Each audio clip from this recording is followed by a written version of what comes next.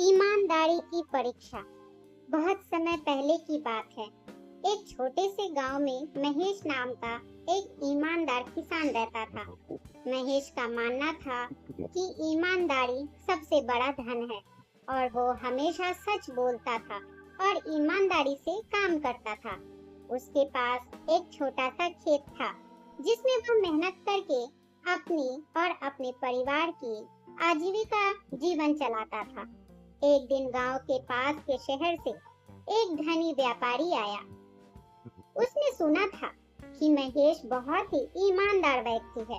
व्यापारी ने सोचा क्यों न इस किसान की ईमानदारी की परीक्षा ली जाए। उसने महेश के खेत के पास जाकर उसे बुलाया और कहा, भाई, मुझे तुम्हारे खेत के इस हिस्से में से एक बोरिंग करवानी है ताकि मुझे पानी मिल सके। इसके बदले मैं तुम्हें अच्छी रकम दूंगा। महेश ने सोचा कि यदि व्यापारी बोरिंग करवाएगा तो उसे भी पानी का फायदा होगा और मेरी खेत और बेहतर हो जाएगी। उसने हामी भर दी और व्यापारी ने बोरिंग का काम शुरू करवा दिया। काम करते करते अचानक बोरिंग मशीन ने एक बड़ी सी तिजोरी का पता लगाया। तिजोरी में बहुत सारे सोने, चांदी के सिक्के और आभूषण और गहने थे।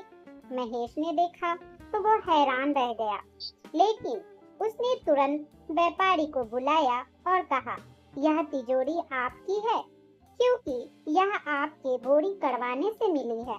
व्यापारी ने महेश की ईमानदारी देखकर बहुत खुश हुआ।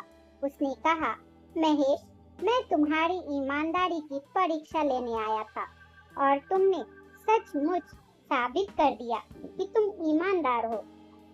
यह तिजोरी तुम्हारी है। महेश ने विनम्रता से कहा, नहीं नहीं, यह आपकी है क्योंकि यह आपके पैसे से बोरिंग करवाने पर मिली है।